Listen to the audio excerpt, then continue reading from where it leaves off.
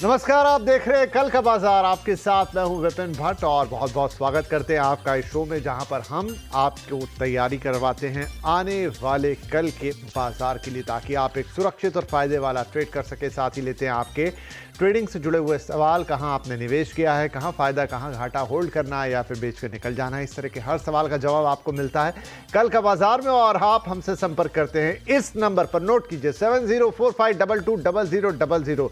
ये हमारा WhatsApp number है, जहां पर आप अपने सवाल हमें भेज सकते हैं। इसके अलावा भी फेसबुक और एक्स पर हम लाइव हैं, तो जो दर्शक हमें वहां देख रहे हैं तो प्लीज कमेंट बॉक्स में जाके अपने सवाल हमें भेजिए। हम देंगे आपके हर सवाल का जवाब, आपकी हर मुश्किल का हल। और बाजार इस समय जिस तरह के दौर से गुजर रहा है, सवाल डेफिनेटली बहुत ज़्यादा होंगे, तो ज़रूर भेजिए। हमें उनका जवाब देकर खुशी महसूस होगी आपकी मदद करके। चलिए आज के शो की शुरुआत करते हैं। आज कार्यक्रम में हमारे साथ जुड़ रहे हैं trader and market expert Amit सेठ। अमित जी, बहुत स्वागत है आपका। ढेर सारी बातें, कल की तैयारी, साथ में दर्शकों के सवाल, सब कुछ होगा आपके साथ। लेकिन उससे पहले आज के बाजार पर एक नज़र। ये नंबर 7045220000, ये हमारा व्हाट्सएप नंबर है। जिन दर्शकों ने नोट कर रखा है, सेव कर रखा है, अच्छी बात। लेकिन जो दर्शक पहली बार देख रहे हैं, प्लीज़ इस नंबर को फोटो भी क्लिक कर लीजिए और अपने फ़ोन में सेव भी कर लीजिए। ये नंबर बहुत काम आने वाला है। तो चलिए अब एक नज़र आज के बाजार को देख लें, फिर सवाल जवाब के सिलसिले की शुरुआत करेंगे। आज एक बार फिर बाजार गिरावट के साथ लाल निशान में बंद हुआ, जो अब रोज़ की बात हो चली है। हालांकि शुरुआती गिरावट के बाद बाजार में नीचे से एक रिकवरी, एक सुधार देखने को मिला। सेंसेक्स 96 पॉइंट गिरा, 72,990 पर बंद हुआ। निफ्टी लगातार 10वें सेशन में लाल निशान पर गया। निफ्टी 37 पॉइंट गिरा है, 22,083 पर बंद हुआ है। हालांकि 22,000 को अहम लेवल अभी बरकरार है। मिड कैप इंडेक्स की फ्लैट क्लोजिंग देखने को मिली है, तो वहीं स्मॉल कैप इंडेक्स रिकवरी के साथ बढ़त पर बंद हुआ है। पीएसई, एनर्जी, तेल गैस शेयरों में खरीदारी रही है। निफ्टी बैंक इंडेक्स भी अभी बढ़त देखने को मिली। वहीं auto, IT, FMCG, in shares में आज प्रेशर हमने देखा है। एफआईआईज, डीआईएस का नंबर भी आपको बता देते हैं। तो आज भी एफआईआईज रोज की तरह बिकवाली करते हुए नजर आए। 3,405 करोड़ रुपए से ज्यादा की बिकवाली एफआईआईज ने की। उसके सामने 4,851 करोड़ रुपए की डीआईआईज ने खरीदारी की। फर्ज कीजिए अगर ये खरीदारी ना होती या नंबर कम होता, तो बाजार में वो गिरावट आपको थोड़ी बड़ी दिखाई देती। अब कल के लिए क्या करना है, इसकी बात करेंगे। तो अमित जी, देखिए बाजार का जो एक गिरावट वाला ट्रेंड है लगातार जारी है। अभी कोई बॉटम आउट कहाँ होगा, क्या होगा, ये बातें शायद बेमानी होगी करना। लेकिन फिर भी अगर इमीडिएटली मैं कल की बात करूं, तो कैसा बाजार देख रहे हैं? जी, good evening Vipin ji and good evening to all the viewers. Vipin ji, बिल्कुल सही कहा, बाजार काफी वीक है। बट हैविंग सेड दैट, अगर हम मोमेंटम इंडिकेटर्स की रीडिंग्स देखें तो काफी ओवरसोल्ड भी है। टेक्निकली वीक है, बट यहाँ पे एक डेड कैट बाउंस भी ड्यू है। सपोर्ट रेजिस्टेंस की पोजिशनली बात करें तो 21,850, 21,900 एक हमारा सपोर्ट जोन है, और ऊपर की तरफ में जो हमने सपोर्ट 22,800 का तोड़ा था, दैट इज रेजिस्टेंस। तो ये तो हो गई पोजिशनल बात।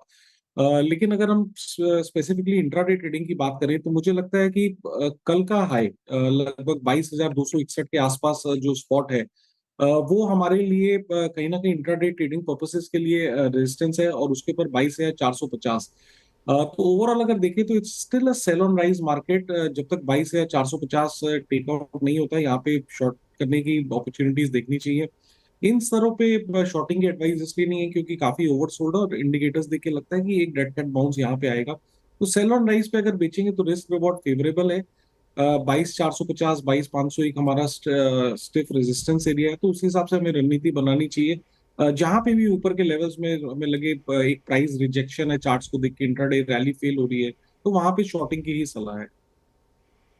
जी, तो चलिए, ये एक कल के बाजार के लिए किस तरीके से आप उसको देखेंगे और किस तरीके से आप कल के बाजार को एक समझ के साथ आगे बढ़ेंगे, उसके लिए एक छोटा सा सिनॉप्सिस आपके लिए। अब कल आप नज़र कहाँ रख सकते हैं, कौन से शेयर्स पर्टिकुलर देख सकते हैं, क्योंकि ऐसे मार्केट में इंडिविजुअल स्टॉक परफॉर्मेंस काफ़ी मैटर करती है। तो अमित जी, कल आपकी निगाह कहाँ होगी?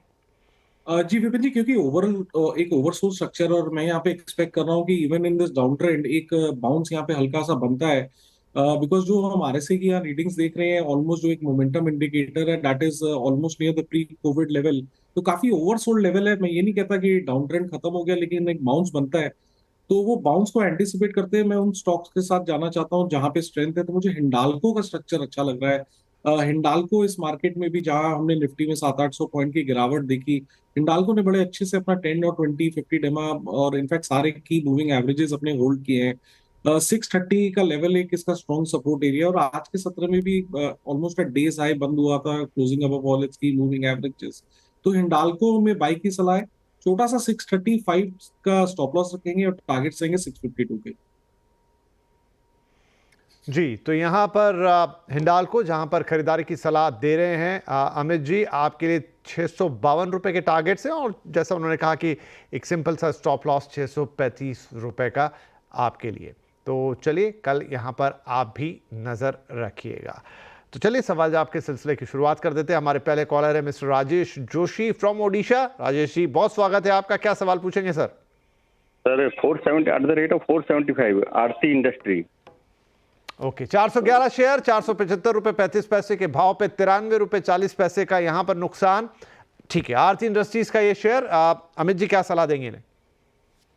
जी, जैसे कि मैं देख रहा हूँ, इनको लगभग 93 रुपीज का लॉस है, और लेकिन अगर हम 400 स्ट्रक्चर की बात करें, ये बात सही है कि स्टॉक एक डाउन ट्रेंड में रहा है recently, continuously lower low lower highs बने हैं। लेकिन एक जोन होता है बेचने का, काफी ओवरसोल्ड है, वीकली सपोर्ट यहीं पे लगभग 370 375 के आसपास। तो इतने बड़े फॉल के बाद यहाँ पे सलाह अब लॉस बुक करने की नहीं है। प्राइस आरएसआई चार्ट देखे तो वहां पे भी डाइवर्जेंस है। हमारा रिसेंट स्विंग लो लगभग 365 का है। 365 के लेवल को होल्ड करें, और ऊपर के लेवल में अगर ये 400 410 के आसपास अगर एक बाउंस आता है तो वहां पे फिर से एक बार इसको रिव्यू कर लेंगे। ठीक है जी, चलिए, तो ये हो गई बात आरती इंडस्ट्रीज की। अब हमारी जो अगली कॉलर है वो है अगले कॉलर है मंजू कुमार फ्रॉम बेंगलुरु। बहुत स्वागत है आपका, क्या सवाल होगा? Good evening, sir. I have a shares of Interglobe Aviation of 20 shares bought at 4,433 on Feb 10. I'm a short seller, so short-term investor. Can I get some suggestion? कैसे इसको लेके जाना है? ओके जी, तो चलिए, ऐसे सवाल कम है जो इन दिनों आ रहे हैं और हरा निशान दिखा रहे हो। इंटरग्लोब एविएशन यानी इंडिगो के शेयर्स हैं आपके पास, और शॉर्ट टर्म इन्वेस्टर हैं।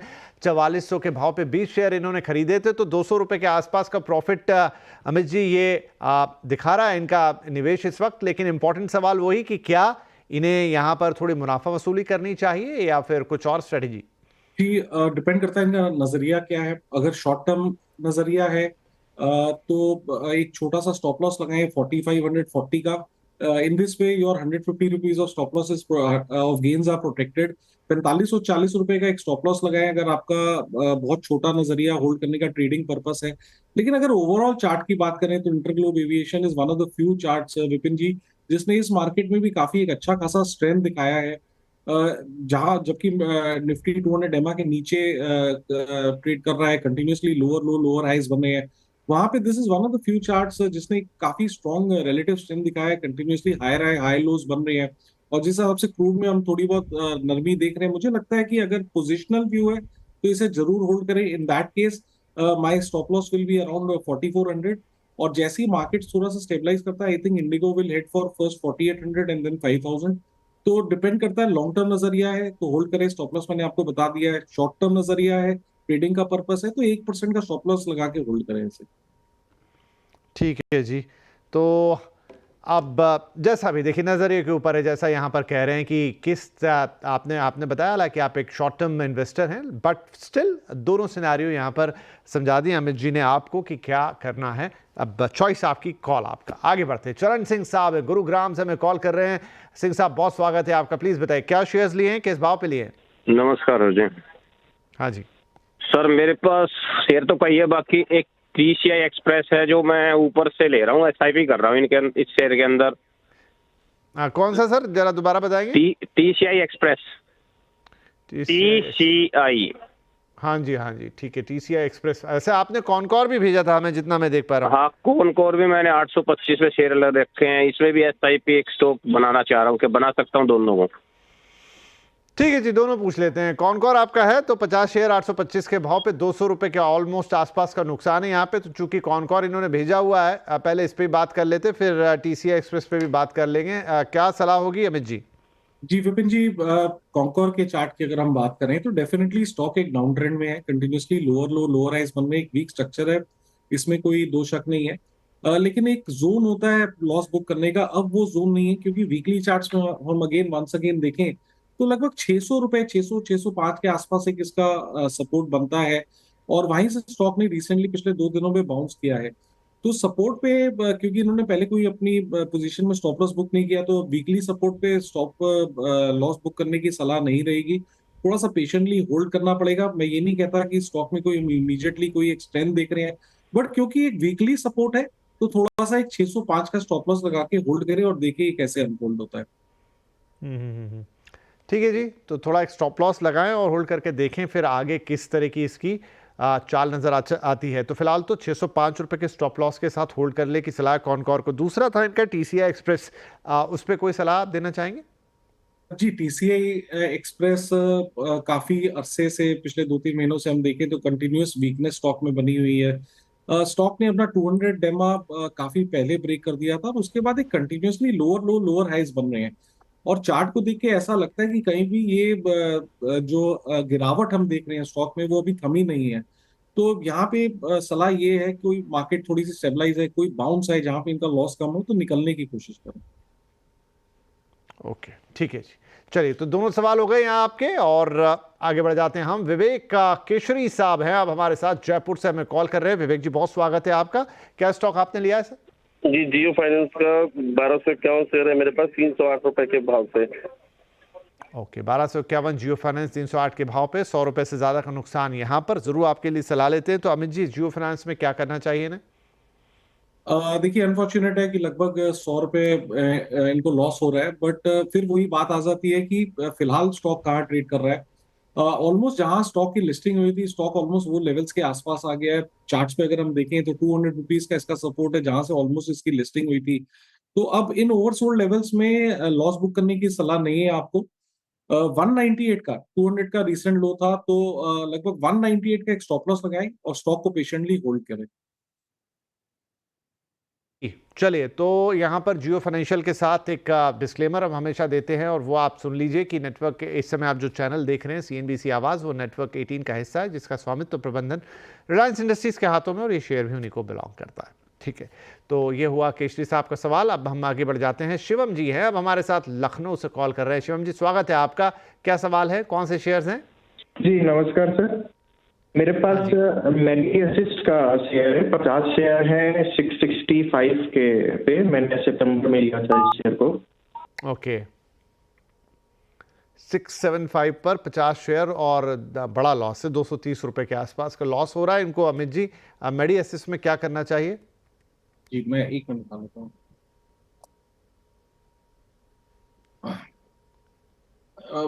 विपिन जी, रीसेंट लिस्टिंग है लगभग 2024 जैन की।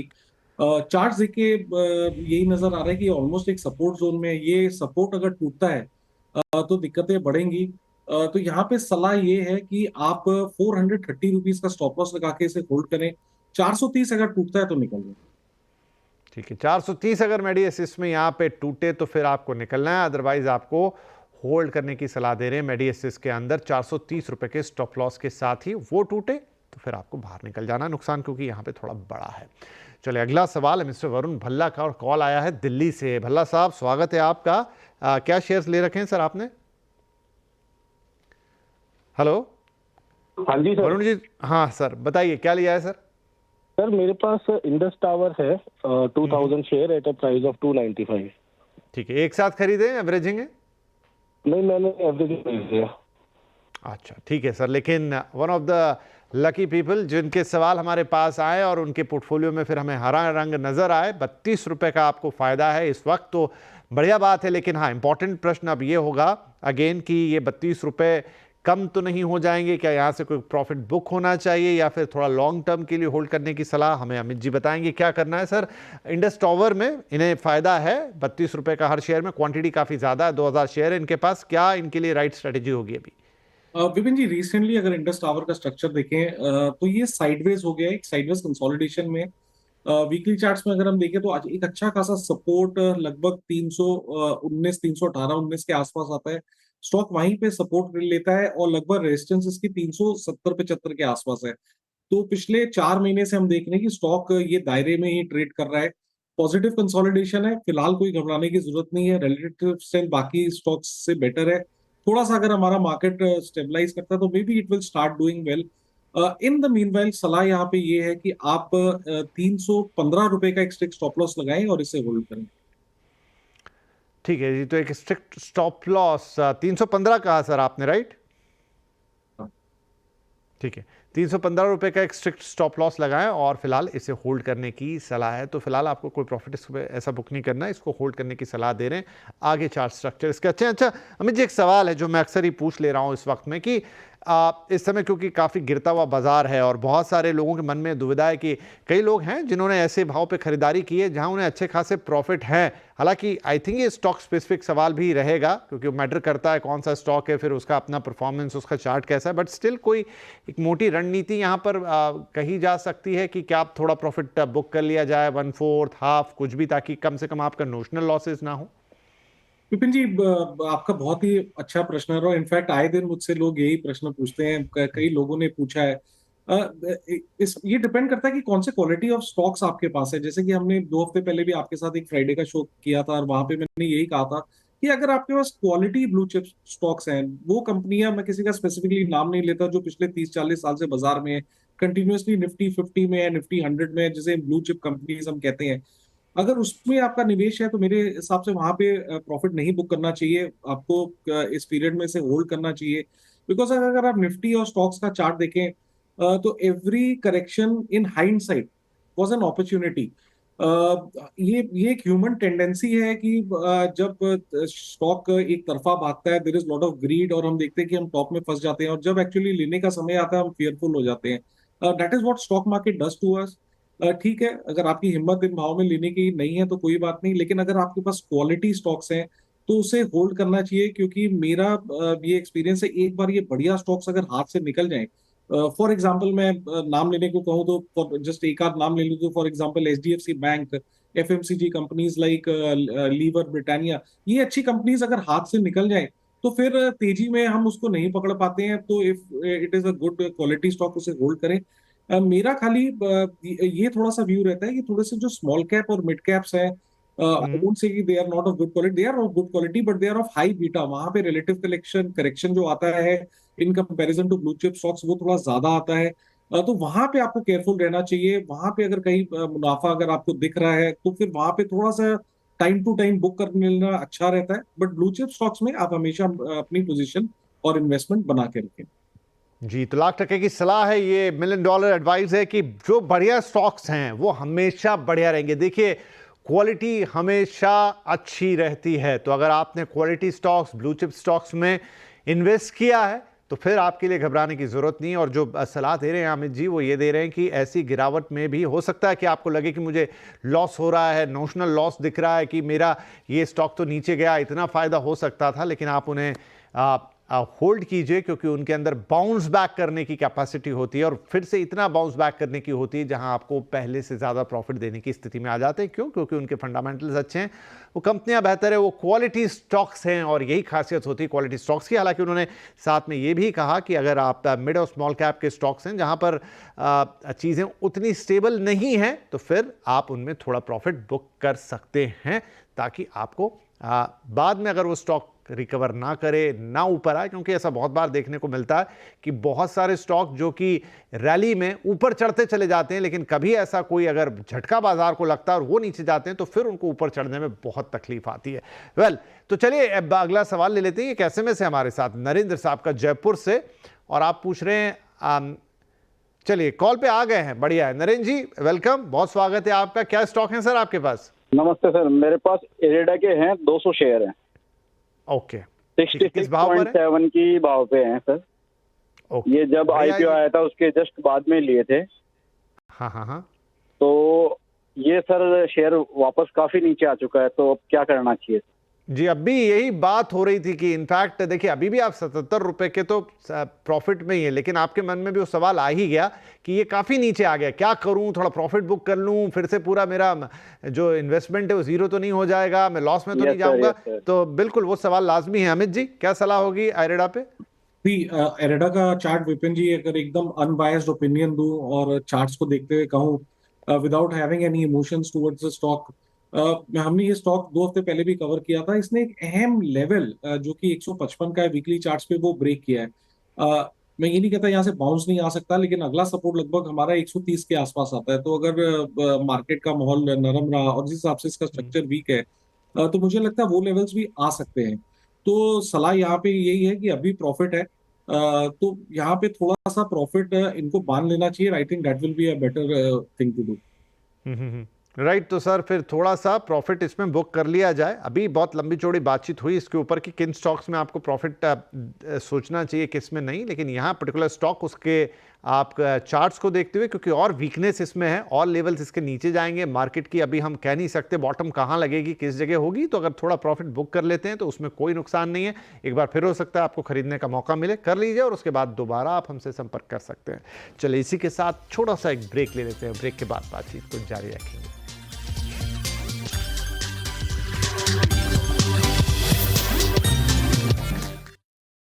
आप देख रहे हैं कल का बाजार, और हम दे रहे हैं आपके सवालों के जवाब, साथ में कल की तैयारी भी, और अमित जी से साथ में बीच बीच में कुछ हम इंपॉर्टेंट टिप्स भी पूछ रहे हैं। ऐसे मार्केट के लिए किस तरह की स्ट्रेटजी आपको रखनी चाहिए, कहाँ प्रॉफिट बुकिंग, कहाँ नहीं, किन स्टॉक्स में आपको रहना है, नहीं है, कैश में कितना रहना है, तमाम चीज़ें हम बातचीत कर रहे हैं। तो कुछ और सवाल और साथ में बातचीत भी जारी रहेगी। सिद्धार्थ नरूला साहब का अब एक SMS है हमारे साथ, मुंबई से आपने भेजा है। ओला इलेक्ट्रिक के 5000 शेयर हैं। हाल ही में ओला इलेक्ट्रिक पर हमने कल बड़ी खबर भी सुनी छटनी को लेकर, 120 रुपए के भाव पर, और अभी 64 रुपए से ज्यादा का नुकसान इनको अमित जी है ओला इलेक्ट्रिक पर। क्या करना चाहिए? जी विपिन जी, बड़ा डिफिकल्ट सवाल है, क्योंकि स्टॉक की लिस्टिंग अगस्त 24 में हुई थी और रिसेंटली इसने सारे लोज ब्रेक कर दिए हैं।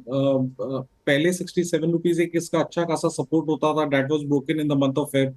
फिर इसने एक स्विंग लो लगभग बनाया 19 फरवरी के आसपास 58 का, वो भी ब्रेक कर दिया। तो stock is clearly in down trend, loss इनका अच्छा खासा है।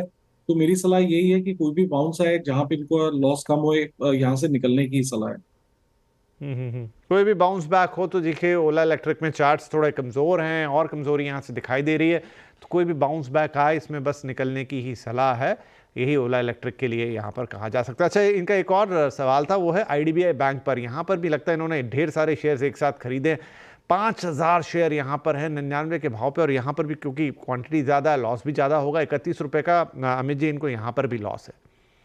जी विपिन जी, IDBI बैंक डेफिनेटली थोड़ी वीकनेस में रहा है recently, but I would qualify this weakness with the market के हिसाब से यहाँ पे वीकनेस आई है। ओवरऑल थोड़ा सा एक साइडवेज कंसोलिडेशन स्ट्रक्चर है, और वीकली चार्ट्स की अगर बात करें तो 65 के लेवल पे एक अच्छा खासा वीकली सपोर्ट है। इन्होंने पहले कहीं स्टॉप लॉस नहीं लगाया, तो अब इस सपोर्ट जो कि एक स्ट्रॉन्ग वीकली सपोर्ट है, वहां पे अब लॉस बुक करने की सलाह नहीं है। 65 का टूटता है लेवल्स तो प्रॉब्लम हमें हमारी बढ़ेगी।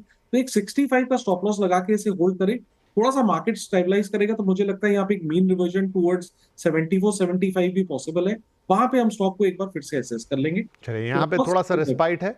जी जी जी, तो एक स्टॉप लॉस यहाँ पर आप लगाए 65 रुपए। कितना कहा सर आपने? जी विपिन जी, 65 का स्टॉप लॉस लगाना हाँ हाँ, 65 रुपए का स्टॉप लॉस, 65 का, इसको लगा के IDBI को होल्ड करें। यहाँ लगता है कि जब मार्केट रिवाइज होगा तो यहाँ पर आगे 75 या उससे ऊपर के भी लेवल्स देखने को मिल सकते हैं। तो फिलहाल होल्ड करने की सलाह IDBI में एटलीस्ट आपको, लेकिन आपको जो आपका ओला इलेक्ट्रिक था वहाँ पर उछाल पर निकलने की सलाह थी। एक सवाल और ले लेते हैं JR खान साहब का, नागपुर से ये SMS हमें किया है। स्विगी के 5000, ये बड़ी बड़ी क्वांटिटी निकल रही, 5000 शेयर हैं 425 के भाव पे, और 75 रुपए का ऑलमोस्ट इनको नुकसान है सर। जी विपिन जी, स्विगी रिसेंटली एक अच्छे खासे करेक्शन में रहा है, स्पेशली जब जोमैटो के रिजल्ट्स आए थे और उसके बाद दोनों ही स्टॉक्स में हम देखें तो कंटिन्यूस एक करेक्शन था। डेटा यहाँ पे कम है, लेकिन हैविंग सेड दैट रिसेंटली हमने देखा कि स्टॉक ने एक डबल बॉटम और डाइवर्जेंस बनाया है RSI के साथ। तो हमारा इमीडिएट सपोर्ट जोन लगभग 325 के आसपास आता है।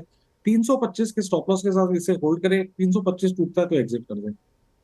ठीक है जी, 325 के स्टॉप लॉस के साथ इसको होल्ड करना है। स्विगी यहाँ पर भी कहानी बहुत रोजी नहीं है, और अगर वो टूटे तो फिर आपको एग्जिट करने की ही सलाह है। तो स्विगी 325 का स्टॉप लॉस और होल्ड करना है, टूट गया तो फिर निकल जाना है। विजय कुमार साहब दिल्ली से एक सवाल है, क्या है इनके पास? हुडको है जी, 1600 शेयर्स हैं, 287 के भाव पे। देख लेते हैं कितने फायदे नुकसान में है हुडको में। ये तो यहाँ 108 रुपए से ज्यादा का नुकसान है सर अमित जी हुडको में, तो क्या करना चाहिए? जी, काफी अच्छा खासा नुकसान है, और ये स्टॉक भी रिसेंटली जब से एफएनओ में आया है काफी एक प्रेशर में रहा है। हमने लगभग 250 का प्राइस दिसंबर में देखा था, और उसके बाद एक कंटिन्यूअस फॉल देख रहे हैं, लोअर लो लोअर हाइज बन रहे हैं। लेकिन अब ये जो जगह है, once again it is a support zone. कल के सत्र में यहाँ एक हैमर कैंडल बना था, और आज एक थोड़ा सा हम इसमें रिकवरी देख रहे हैं। तो जो कल का लो है 159 रुपीज का, सपोर्ट एरिया के आसपास हैमर बना, that is a good sign. मैं ये नहीं कहता कि अब यहाँ पे ट्रेंड अप है, but the bounce is possible. तो 159 का स्टॉप लगाएं और इसे होल्ड करें इस स्टॉक को।